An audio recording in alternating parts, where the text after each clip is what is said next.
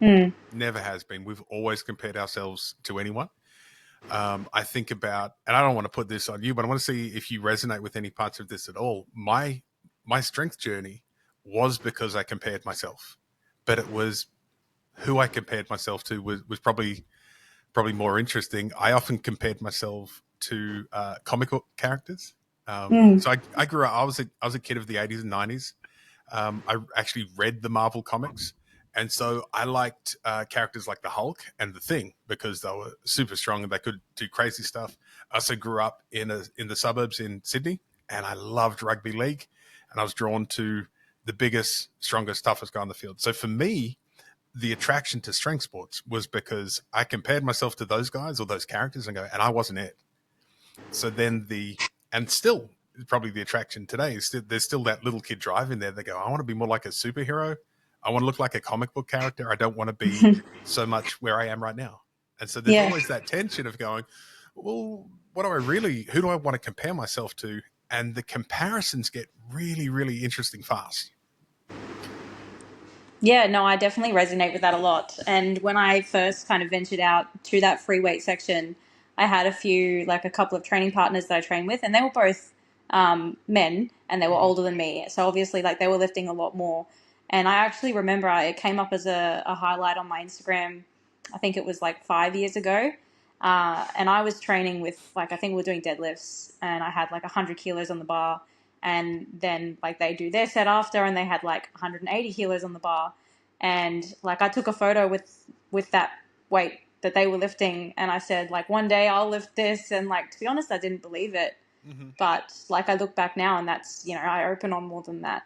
But like, I'd kind of forgotten, I guess, yeah, the comparison side of things. Like, yeah, I was kind of more focused on my own numbers. I think I compare myself a lot to myself, and that's something I'm struggling with at the moment. Is I'm comparing where I'm at now with where I've been, where I felt I've been stronger. So as you know, I went down a weight class for my last competition, Mm-hmm. and my bench took a big hit.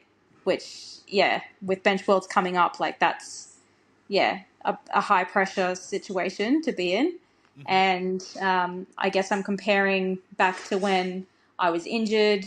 And yeah, I couldn't train squats or deadlifts. So Uh-huh. obviously, like, it was just bench, bench, bench. And I ended up benching 90 kilos, and it was like, not a problem. I could do that, most days of the week. If, training was going well, I could bench 90.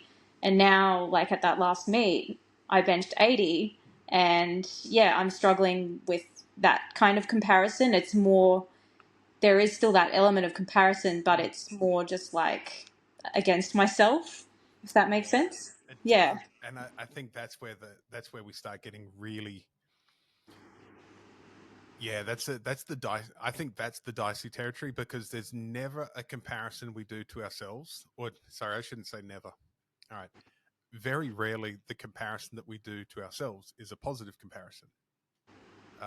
There's lots and lots of ways of like hijacking that, and I know we spoke briefly over the weekend about that Instagram live that I did about the spiral, and Mm. especially when you like going out hiking and if you've ever hiked up a really long hill, the kind of one that takes about an hour to get up, get halfway up and just look back down the trail for a little while and see how much better you feel, and you go, well, okay, am I looking at that now as a sense of achievement, or am I looking at where I've been? What we tend to do is frame it as an achievement. Go, oh, look at me, I've come so far. And go, if we're thinking that way, then we're just setting up the same cycle of comparison because we're looking for that external validation again, Mm. rather than looking at the path and going, wow, that's a really interesting path I've taken to get to where I am here. And that path might have you benching 90 or 100 and then 80 and then 95 and then maybe back to 85. But when you look around and go, wow, that's a really interesting path, rather than I'm in the wrong spot. Mm.